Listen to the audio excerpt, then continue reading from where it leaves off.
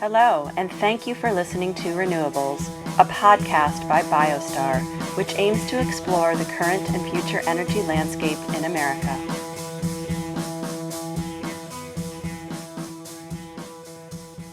Hey everybody, welcome back to Renewables. We're fired up about this week's episode, not only because it features one of our own, Peter Goehausen, who we're glad to have with us today. Peter is leading the business development efforts in our renewable natural gas business. Excited to get into that market, some of the major problems that we're solving by developing the projects that you're working on, Peter. But we're also really excited because this is our first ever in-person Renewables podcast. We are back in the office. 6 feet apart. Yeah, 6 feet apart. We're back in the office at BioStar.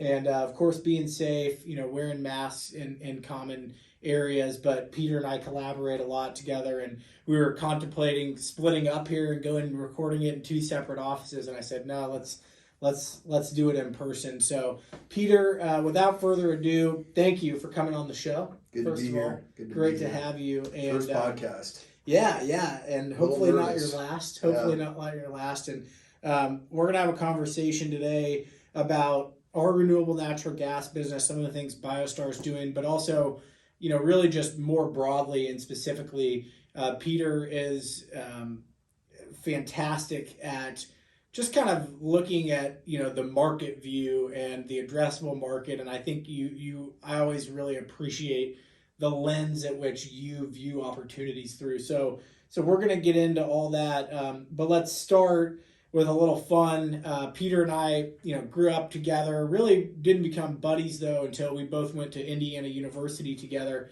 And Peter was gracious enough to help me through the rush process out at IU, Go Hoosiers, and so it's great to have you on, Peter, and talk a little bit to get started about your background. And you kind of actually started in the green space, went over to the brown side, if you will, Yep. and then came back into the green. So touch quickly kind of on your career path and how you ended up here. Yeah, so good to be here, David. Thank you for having me. Excited to teach the audience a little something about renewable natural gas. So I graduated during the depths of the Great Recession. I had some family background and lineage in the real estate market, but I kind of realized that was off limits in 2009, 2010, 2011. So the industry kind of popping up at the time was the energy business. The U.S. had just unlocked this shale revolution, which has transformed the world and the energy markets for sure. So I really got interested in the energy space. I have some family in the space down in Texas and throughout Oklahoma and Kansas. So a little bit of family ties there. So jumped in feet first to that space. I initially started off working for an ethanol company in Omaha, Nebraska. Omaha, Nebraska is an interesting place for a just graduated single 22-year-old. Didn't make it long there. But yeah, so, ethanol, as you might know, is the process of taking corn and turning it into alcohol, which, eventually turns into a similar component to gasoline. And then you blend it in the motor pool. So most gasoline you put into your car is 10% ethanol. And so, I thought it was interesting at the time. I was like, the renewable story was starting to come around a little bit. I think the Al Gore climate change hysteria really started in 03, 04. So slowly picking up momentum, saving the environment, yada, yada, yada. But, the thing I didn't like about ethanol is we were taking a productive resource, which was corn, and using it to create fuel, and it had a negative balance. So you're using more energy and you're paying for an otherwise productive resource, and you're really diminishing the value of the commodity by turning corn into ethanol. Ethanol was was an interesting policy at the time. It came about in 04 during the Bush administration. We were trying to reduce our dependence on foreign oil, and we had all this corn at home, and it was a good way to support, corn farmers and whatnot. But I just couldn't get comfortable with the idea of, allocating a productive resource away from feed to fuel when it wasn't as efficient and cost effective as a solution that we're embarking on today. Sure. So yeah, started out, ethanol trading, all that good stuff. And during that time was when the Bakken, North Dakota started producing a lot of oil.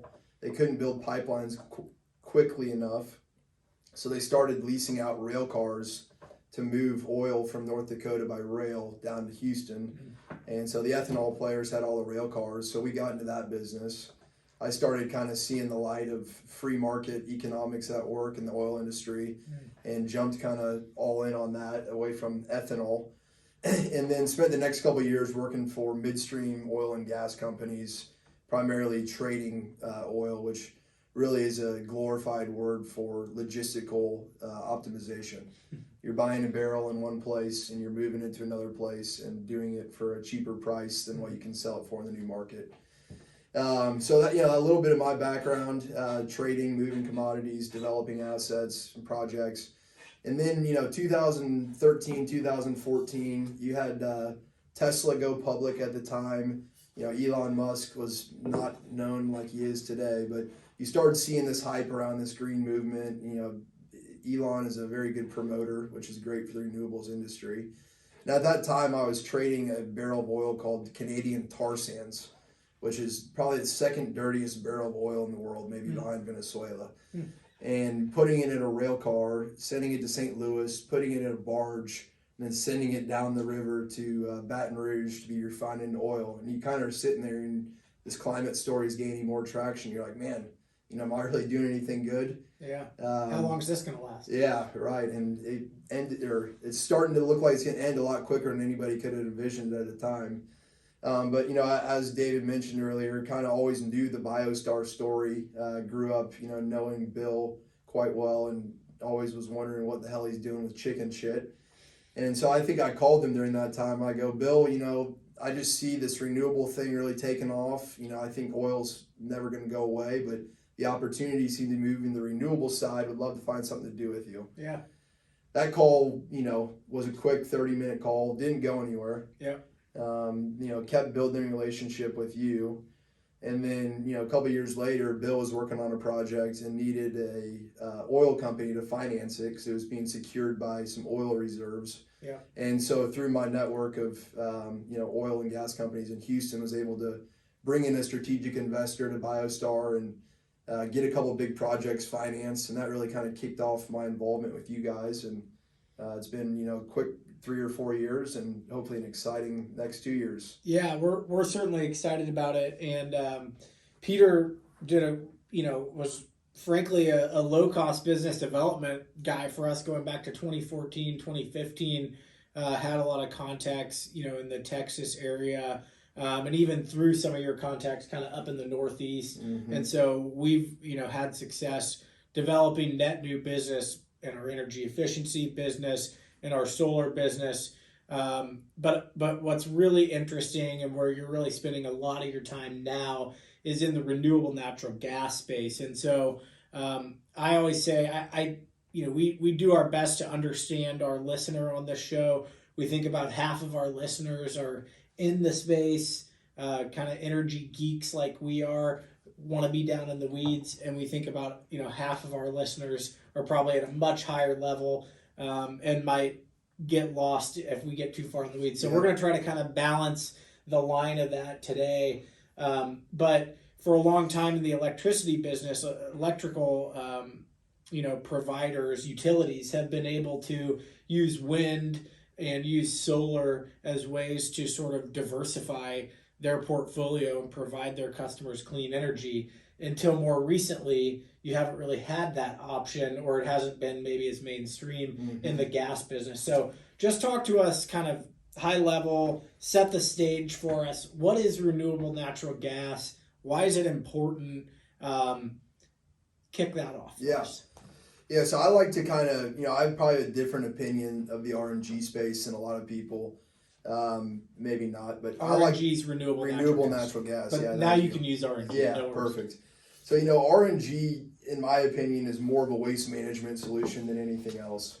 The traditional way of taking all of our municipal solid waste and sending it to landfills or exporting it to Southeast Asia and other developing countries and kind of pushing our problems downward it looks to be drying up. You know, there's certain estimates that say landfill capacity in the U.S. is under 15 years.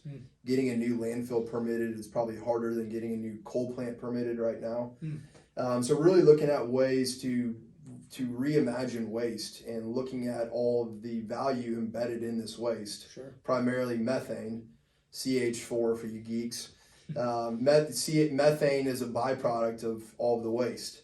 Whether it's municipal solid waste going to a landfill, whether it's cow manure, hog manure that would be spread across agricultural land, or whether it's just capturing, you know, methane off of a wastewater treatment plant, or food waste. You know, a big slaughterhouse has a bunch of waste coming out of their process. A whiskey distillery has a bunch of waste coming out of their process, and that's a costly back end task for them that generates no revenue. So you start looking at this waste sector and you say, okay, there's still value embedded in what is there, and they have it turned into a cost center. How can we kind of reposition that as a revenue center?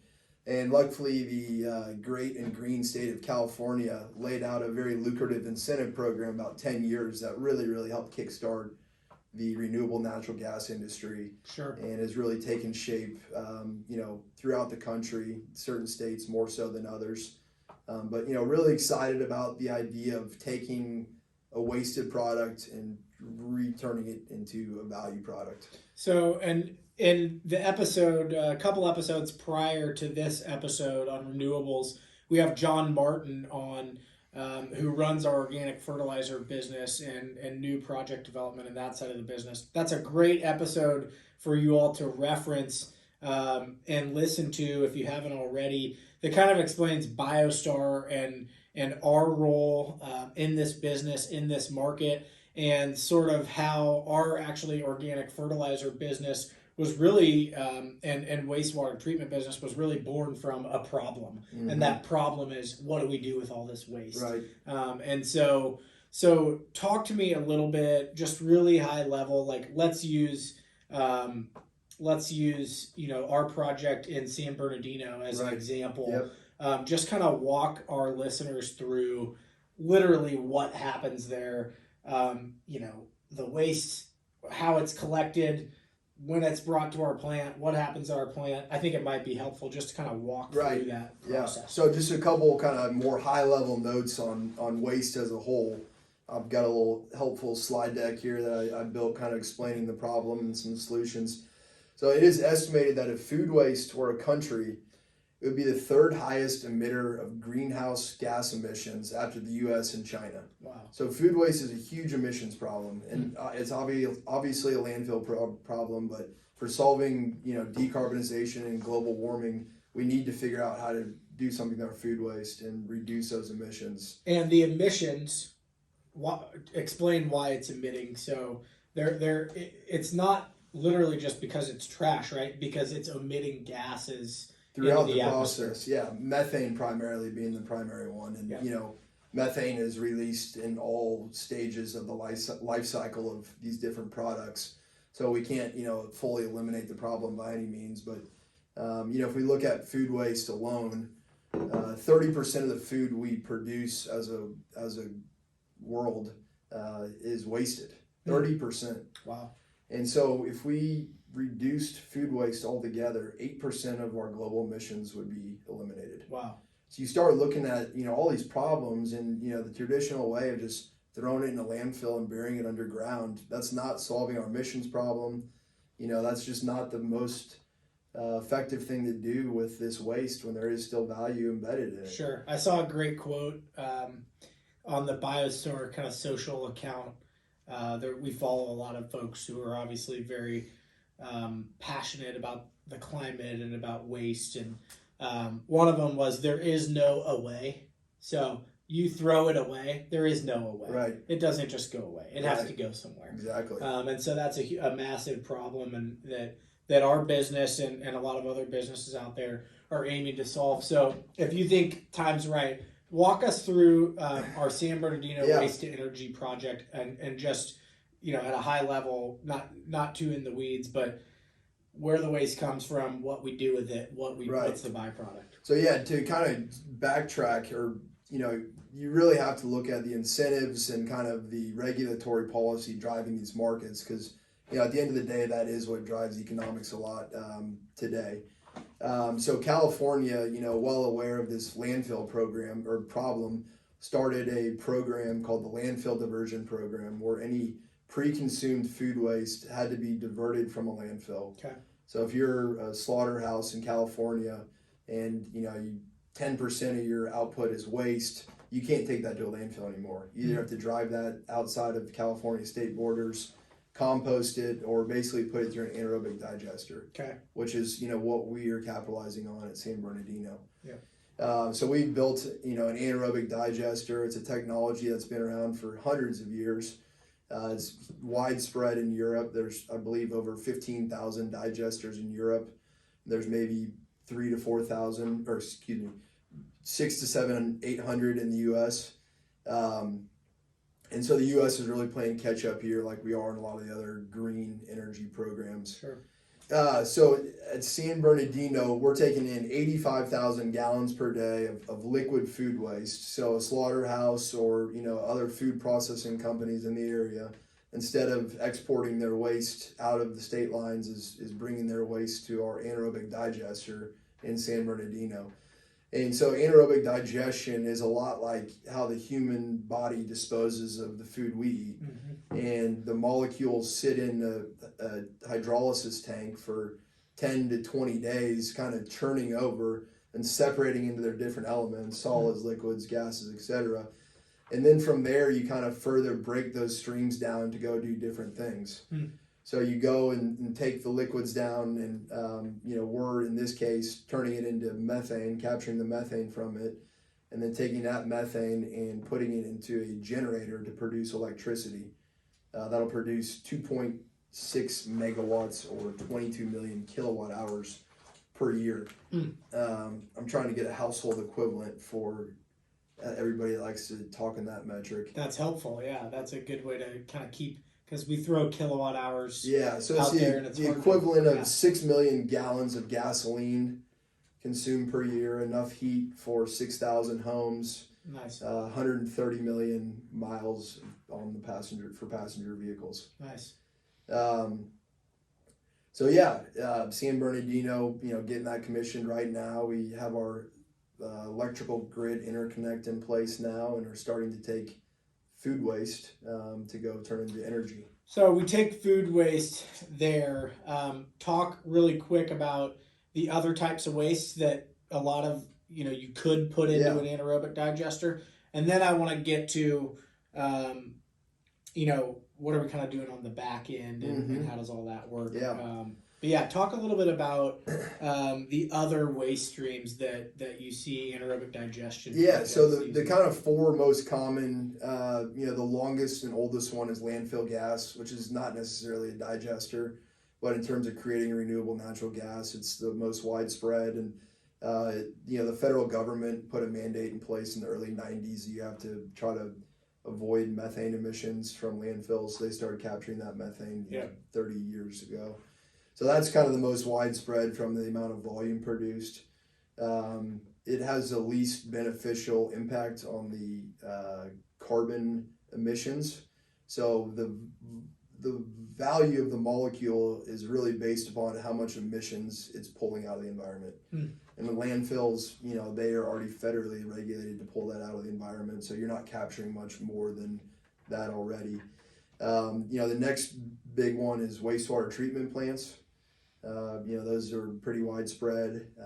We're not actively involved in that space. Then these food waste ones are really growing in prominence. They're huge in Europe. The great thing about food waste digesters, like I said earlier, it's a landfill diversion. So you're getting paid to take your feedstock. So you're getting paid to take your feedstock, and you're getting paid to sell your energy. Yeah. So it's really nice, instead of relying solely on mandate or incentives and regulatory benefits. This is a true economic case that this project, makes sense. Sure. Which is how I like to look at things. And then probably the most, interesting one, and the one that's on the front of everybody's mind, are what are called CAFO operations, confined animal feeding operations, Yep. large dairy farms, large swine farms, some chicken, confined animals. Yep. Taking their manure, putting it in a digester, and turning it into renewable natural gas.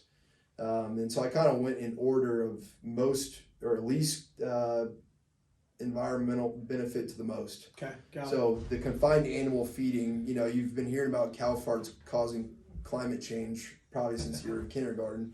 And so taking that methane from cow manure out of the environment is, at least according to California, the most or the best way to reduce global or U.S. emissions. Yeah. And so that's a very high value feedstock to produce renewable natural gas from. It's really interesting. So really, if you're in the renewable natural gas business, you're in the waste to energy business. Right. In some ways. I mean, coming from the oil and gas background and, looked at a lot of natural gas fields in West Texas and New Mexico throughout my career on that side of the fence. And yeah, so, I really like to think of the renewable gas almost as a byproduct of waste management. Yeah. I mean, these projects, they're producing about 380,000 MMBTU per year of natural gas. Coming from the oil and gas industry, it wasn't uncommon to see a field produce 600 million MMBTU of natural gas in a day. So in terms of moving the needle on gas, it's not there yet. It's definitely growing and becoming a bigger part of the gas story. But today it really, in my opinion, is a waste management story. Sure. And I think that's, from an economics perspective, I think that has more legs to stand on than just saying, hey, California is paying us $100 because we're taking cow poop emissions out of the air. Right. Okay, so we talked about the different waste streams that can go in, and you put the waste into the digester, you make the gas. And if you've already seen our episode with John Martin, there's a lot of overlap there. We're really excited about that episode, which actually shows our plant in San Bernardino, so make sure and check that out. But we've talked about kind of the various waste streams going in. At our project in San Bernardino, we take the renewable natural gas and we convert it to electricity. Why do we do that? Again, thanks to the great state of California's lucrative incentive programs. And I don't mean to go totally off topic, but a large part of the shortcoming of the renewable energy story is that it's intermittent power. The sun only shines at night, the wind only blows through certain parts of the day.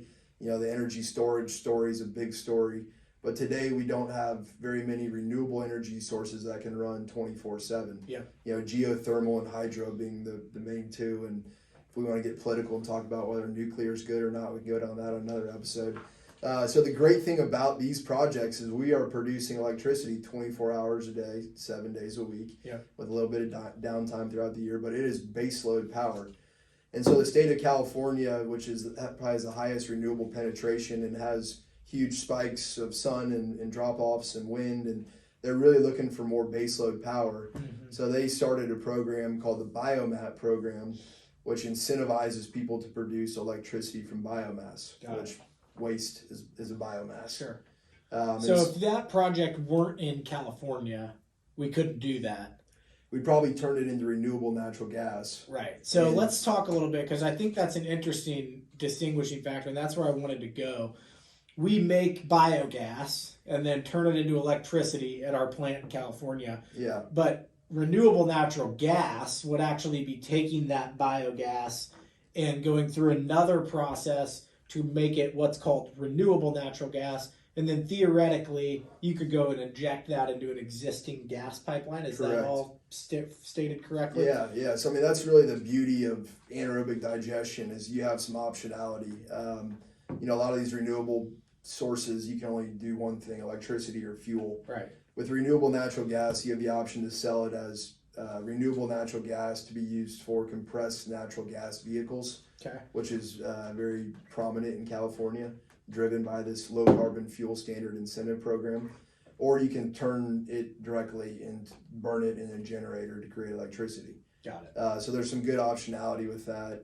In the state of California, depending on how California looks at the carbon emissions you're taking out of the atmosphere in your project, they'll give you a score, and value your molecule based on how much emissions you're avoiding. So as I mentioned earlier, the confined animal feeding operations, they say have the highest emissions, and so they really want to incentivize those getting pulled out of the atmosphere. Interesting. So you get a higher score. Which translates to a higher price for the gas you produce. Got it. And so, it's not uncommon to sell your natural gas made from cow manure in California for $100 per MMBTU. Natural gas coming from an oil field today sells for $2.50. Right. So you have about a 30 whatever times premium on that. And then it kind of goes down from there. Then you have, your food waste is, $60, your wastewater treatment plant is $40, and your landfill is $20. Okay, interesting. And so the incentives kind of dictate where you're going to take your molecule, whether you're going to send it into the natural gas market, or, in the case of San Bernardino, it made more sense to take that waste and turn it into electricity under the biomat program, because it was a high-rated, long-term purchase power agreement. Very interesting. And this low-carbon fuel standard program, which is when you're selling the gas to a fleet, like FedEx or UPS, has these compressed natural gas fleets, that all run on this compressed natural gas. In the LCFS market, one thing I think that's really fascinating about that is if you're developing a project in Idaho or in Iowa or in Missouri, you can still sell into that low carbon fuel standard market, right? Correct. And so talk a little bit about how you and I were on a call several months ago with a Fortune 100 company. I won't name the name of the company, but they basically said, if you can find us renewable natural gas, we want renewable natural gas, because they have some lofty ESG goals, that they're trying to meet, and they need more renewables in their portfolio.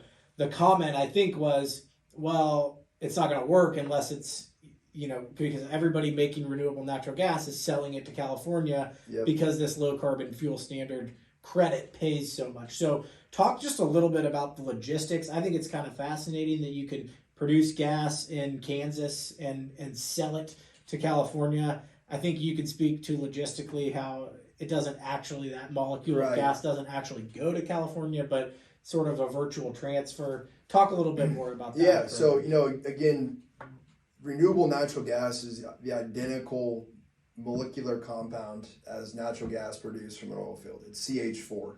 Yeah. So it's what they call as a drop-in fuel. You can replace it one for one, and it's not going to affect the system, the broader system. Where back to ethanol, ethanol is a very different chemical compound than gasoline, which, as you may or may not have heard, you can only blend 10% of your gasoline pool with ethanol. Mm-hmm. So if we could produce enough, all the natural gas that's consumed in this country, which is about 90 billion cubic feet a day, could be sourced from renewable natural gas without any interruption. It burn the same, just with a lot less emissions. So California, the way to really build supply for their compressed natural gas pool, allowed a program where you could produce it anywhere in the country, as long as you can show that there is a way you can move it to California. Sure. So you do. So physically, you have to show that there's a pipeline infrastructure there. Correct. Okay, that's and super it's the important thing to know. Commodities are fungible. So when you hear about Exxon or Chevron saying their gasoline is premium, their gasoline that they're probably having at their gas station might have come from a BP or even a Citgo refinery, because commodities are fungible. So whether that RNG molecule actually gets to California, it's a fungible commodity in a system that spreads the whole country. Interesting. So as long as it's doing good somewhere in the national system, then California will credit you. Very interesting, and it is interesting to think about all of the infrastructure upgrades that come with solar and wind and bringing battery storage onto the grid. And then you think about the gas side and you kind of go, wow, the infrastructure really is already there. Right. We just have to make the gas. Right. We have to make a lot of it. Yeah. And so that is really fascinating. Talk a little bit about this LCFS market has obviously really driven a lot of projects into being, if you will. Do you think other states will implement similar programs to the LCFS program? Yeah, definitely. I mean, so Canada, on the national front, just implemented a clean fuels program, which has a lot of similar characteristics to what California is doing. Oregon has a clean fuels program. Colorado, New York State, Minnesota, I think Iowa, there's probably another dozen states that have it at some point in legislation. And then the Northeast, Massachusetts, New York, some of the states, DC, some of those states up there are working on a transportation climate initiative, or TCI, some variation of that, where they're also trying to really push for these lower carbon fuels. And the thing that's great about this LCFS program is it's not a tax on anybody, it's an incentive program. So it's saying, hey, Chevron, if you're selling gasoline in California, it needs to be at this emissions level. And there's a lot of different ways you can get it there. You can buy cleaner oil, use solar power. There's an infinite amount of levers to pull. And so it's really a checks and balances. So if Chevron's fuel is not to standard, they'll go and buy these credits from a dairy digester who's generating a lot of credits. And so Chevron is always incentivized to keep making their molecules cleaner and cleaner and cleaner. And these producers of the clean or negative emission fuel, benefit greatly from that. Yeah. Where you're starting to see some states, California notably, some of the other in the Northeast, are trying to find just, all the above solutions and, eliminate internal combustion engines by 2035. You got these policymakers out here sometimes that are trying to implicate these broad moves in our transportation sector where they don't really have a very good understanding of, what the impacts of all this is going to be. Where you look at something like the low carbon fuel standard, and it's just a gradual step down every year. Their goal is to get emissions from the fuel sector down 20% from 2010 levels, and they give you an infinite amount of levers to pull.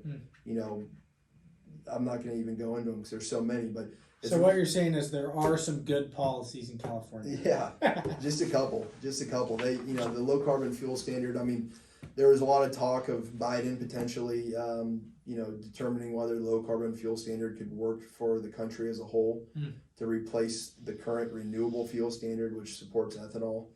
So yeah, I mean, I really think you're going to start seeing it everywhere.